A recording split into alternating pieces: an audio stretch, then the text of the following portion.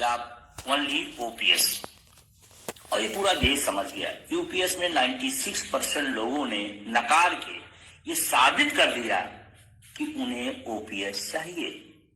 ये पूरे देश का कर्मचारी जो पदोन्मुख होंगे वो अपना खेल खेलेंगे, वो बड़ी बात नहीं है, हर दौर में चलता रहता है। और सत्ता के पक्ष में बैठना दुनिया का सबसे आसान काम है। सत्ता से आंख में आंख मिलाकर सवाल करना दुनिया का सबसे कठिन काम है। मुझे फख्र है अपने साथियों, अपने संगठन पर कि कम से कम हम लोग मजबूती के साथ आंख में आंख मिलाकर सरकार से कह रहे हैं। आज 2025 में हम सब ने क्या खोया और क्या पाया,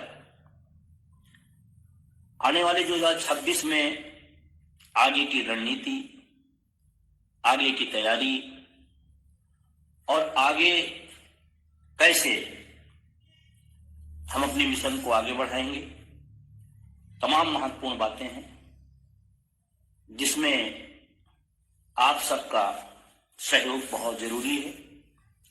इन्हीं कुछ विषयों पर आपसे बात करेंगे। और हमने जैसे 25 नवंबर 2025 को जंतर मंतर पे एक बात कही थी, शायद आज बहुत सारे लोग इसको महसूस कर रहे होंगे कि वो बात यूं ही नहीं निकली, कलम चलाओ आंदोलन बढ़ाओ, वो यूं ही नहीं निकली, उसके पीछे का कोई बड़ा कारण होगा, कोई बड़ी बात होगी, तभी बात हमने कही है।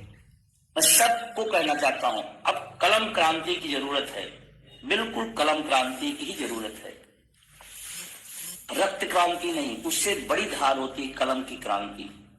और अब चलाओ आप लोग, अपना हक, अपना अधिकार, अपना भविष्य अगर बचाना है तो कलम चलाना पड़ेगा। और सरकार पर कहीं न कहीं प्रेशर है, खास करके हमारे मुद्दे पर, पुरानी पेंशन के मुद्दे पर। आप थोड़ा सा एक दृष्टिकोण डालिए, शिक्षकों, कर्मचारियों, नौजवानों के किसी समस्या पर सरकार कहीं भी हलचल में नहीं है, लेकिन एक विषय है जिस पर प्रेशर महसूस करती है और रोज संशोधन पे संशोधन करती है। ये प्रेशर का नतीजा है, लेकिन गुमराह नहीं होइएगा। हमारा आपका मकसद संशोधन नहीं है, मैं बार बार इस बात कर रहा हूं और सचेत भी करता रहता हूं। हमारे बहुत सारे साथी गुमराह भी हो जाते हैं। यूपीएस की तरफदारी करने वाले, यूपीएस में, एनपीएस में संशोधन करने वाले लोगों से सावधान रहना है। ये बात मेरी छोटी जरूर है, लेकिन संकेत बड़े हैं, क्योंकि पूरे आंदोलन को अगर सबसे ज्यादा कोई नुकसान कर रहा है तो उसमें सुधारवादी लोग और उसके तरफदारी करने वाले लोग इस आंदोलन का ज्यादा नुकसान कर रहे हैं। मैं कहता हूं जिसको पसंद है वो ले लेना, वो दूसरे क्यों कह रहा है कि ये संशोधन हो जाए तो अच्छा हो, ये संशोधन अच्छा है। और संशोधन की गुत्थम गुत्थी में है कि जो संशोधन कर रहे हैं और जिसके लिए किए जा रहे हैं, एक संशोधन है, दूसरा है तीसरा नहीं चौथा नहीं पांचवा, छठा, उसी में इतना उलझा दे रहे हैं कि आपको समझ नहीं पाए कि एनपीएस यूपीएस क्या है, ओपीएस में क्या। सीधा सीधी बात, सरल बात है, एक एक आदमी उसको समझ जाता है कि ओपीएस में ये है।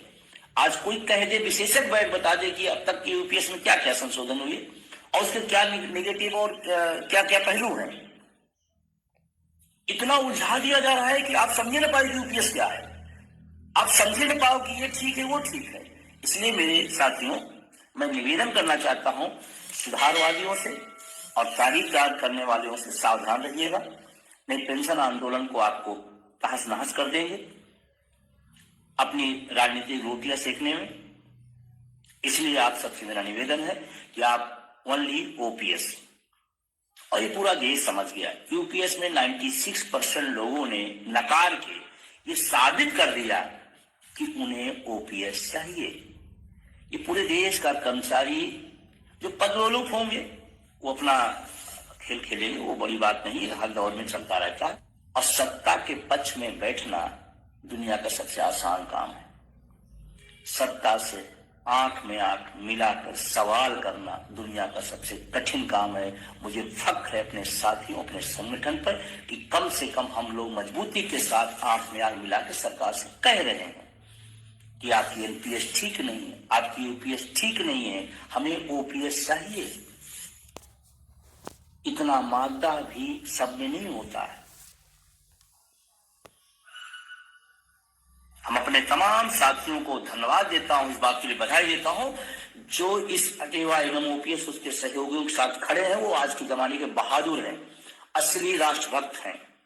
राष्ट्रभक्ति इसमें नहीं होती है कि सरकार की चापलूसी करिए, गलत नीतियां उसकी भी तारीफ करिए। एनपीएस आया, गलत है जो गलत है। फोटो खिंचाने, बुके देने से